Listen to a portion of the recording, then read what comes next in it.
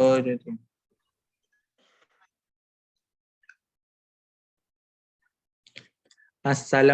and have a nice day to Azhar. Welcome to our seminar. For today's seminar, my group wanted to present about our topic that we chose, which is structure design from chapter 7, salary structure design. But before we start, we like to introduce ourselves first. My name is Muhammad Ani bin Abdul Hakim. I am Fernandez host and I'm graduate from University Putra Malaysia. So for today's seminar, we have four special guests that we have invited to join our seminar. First, we have Mr. Shamil. Hi, Assalamualaikum. My name is Muhammad Shamil bin Nohiza. I am a HR consultant. Thank you, Mr. Shamil. Next, Mr. Yusaimi. Hi, Assalamualaikum. My name is Muhammad Yusaimi bin Muhammad Nazri. I am a lecturer of HR. Thank you, Mr. Yusaimi. Next, Mr. Ikram. Hi, my name is Muhammad Ikram bin Abdul Karim and I am freelancer speaker who always make a research about salary structure. Thank you, Mr. Ikram. Next, Mr. Muhammad Alif. Hi, Assalamualaikum everyone. My name is Muhammad Ali Jasmi. So I am the student representative from KPN Kuantan. Next, sorry. Thank you, you all. So I will. Thank you, Mr. Ikram, Mr. Alip. Okay, so before we go deeper, I will explain our objective for this seminar. Okay, a salary structure is a hierarchy of job and salary range for an organization. The design of a salary structure should be aligned with your organization to total reward strategy and supports competitive pay level and internal equity for any unique need of an organization. A salary structure provides a foundation for pay policy decision and frameworks for fair and consistent pay practice. Based on this topic, our group will discuss some problems through selected articles as well as challenges and suggestions to solve the problem started. That's all from me. Lastly, the issue of performance-based pay often play on the minds of employers.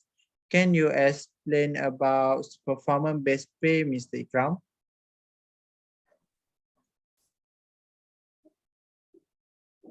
Thank you, moderator, Mr. Anif. I really love the topic that we are discussing right now. To answer your question, yes, it's very important because effect of performance-based pay. The effect of performance-based pay, high salary advantage are assessed according to the performance of the work performed. Using performance-based pay, they can improve strategy and provide additional motivation to employees to perform their duties as well as possible. In addition, coordinates employee initiatives to in additional financial bonus with company goal, even if the bonus system is made in a planner manner. It will not attract, retain, and motivate employees to support the organization's strategy and goal if employee involvement is neglected. Employee participation in the bonus system should not influence employee attitude and behavior in procedural fitness as in the organization. The involvement of employee in the bonus system, whether high or low, can evoke a sense of employee fitness toward the bonus awarding procedure met by the organization, and this feeling can certify job satisfaction and commitment in the organization.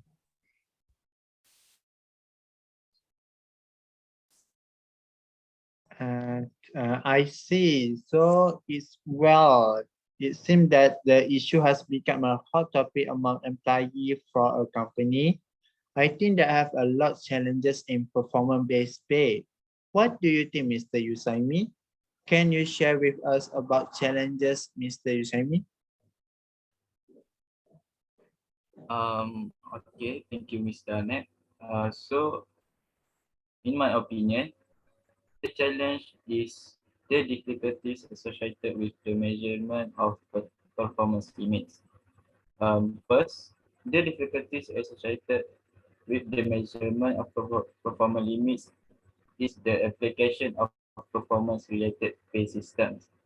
The system can only be fair if a reliable appraisal procedure is used to assess employees' performance. Measuring performance is often a problem in most organizations due to the weaknesses of the available appraisal systems. Most managers find it difficult to measure work in most occupations, especially if a given task has to be completed by several people. In this case, it is difficult to determine the employee who is supposed to receive financial rewards. Identifying the identifying the right metrics for a measuring performance is one of the major challenges that hinder the application of performance-related pay systems. Appraisal systems often fail because they do not measure the actual effort or performance of the employees. Additionally, some employees fail to understand the criteria for measuring performance. That's all for me. Thank you, Mr. Yusaimi, for sharing the challenges about difficulties associated with the measurements of performance limits. If there are any recommendation for this issue, Mr. Jamil, I think you are the right person for talk about this issue. Okay, thank you, moderator, Mr. Hanif. Okay, every problem every problem that's come up must have a recommendation to solve. For me, the best recommendation for this problem is salaries and wages are given to employees who show the best job performance. Okay, let me explain. Basically, people work to earn money to meet their living needs. With that, an employee begins to appreciate hard work and increasingly show loyalty to the company, and because of the company give appreciation to the work performance of employees that is being by giving a salary. In addition, employer must promote employees who show the best performance in an organization. Okay. Next, to ensure the employee are at the best level, the employer must pay their salaries as promised accurately. This may be easy for some organization to do, but make sure them are not deferred their salary. Okay. If the performance of the employee shown is very satisfactory, key value, if the employee is unable to pay the employee salary, the employer should think of the best way to give employee a bonus based on the performance shown. This This bonus can also be given in various forms, such as in the form of finance or vacation, depending on the organization of the company. In addition, salary is also referred to as appreciation and can be defined as any form of appreciation given to employees in return for the contribution they make to the organization. That's all for me. Thank you, Mr. Jamil, for giving recommendation. Next, there are any questions? Yeah, I have two questions. The first one is what are the recurring issues in the design of salary structure in company?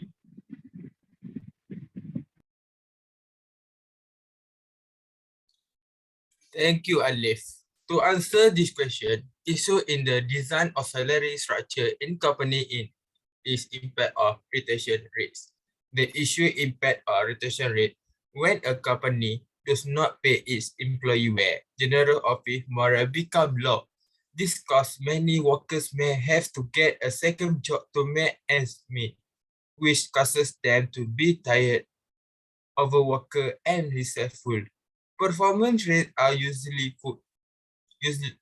low as employees feel like motivation to exceed standard and absenteeism rate tend to be high.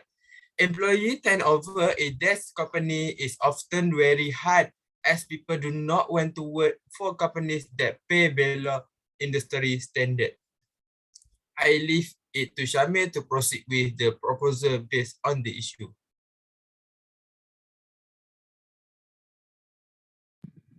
Thank you, Ms. Dekra. And second question is, what is the recommendation that needs to be met on the issues mentioned in the previous question? Okay, Mr. Ali. Thank you for the question.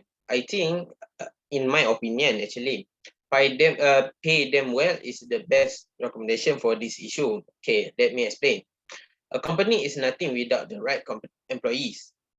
This, sorry, despite this, many companies don't do everything they should to make employees want to stay. A hardworking, talented worker might find that there are a lot more opportunities available to them. So staying with your company might not benefit them at all. If you have a high employee turnover rate, or you just have a lot great talent that you don't want to risk losing, it's time to start giving people a reason to stay. No matter how many culture change you make in your company, it might not make difference if you aren't paying your employee a competitive salary.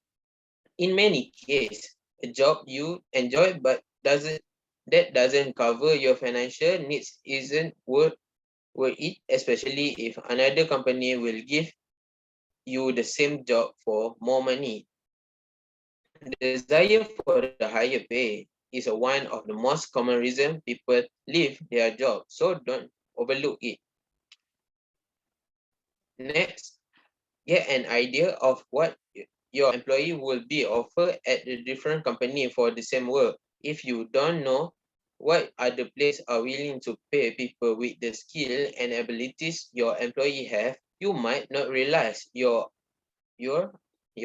underpaying them. Okay. For employees who have been with you for more than a year, it could be time to offer them a rise. Remember that it can be costly to hire a new employee. So if you are going to have to spend the money regardless, sorry. So if you going to have spend money regardless, it's better to invest in the talent you already have and want to keep. That's all for me. I hope this recommendation can answer the issue. Thank you, Ali, for the question. What I can conclude for this seminar is the conclusion is that a various issue and challenges must have a solution. So as the issue and challenges that have been described above, along with its recommendations, the issue are job certification level, impact of retention rates, and effect of performance-based pay.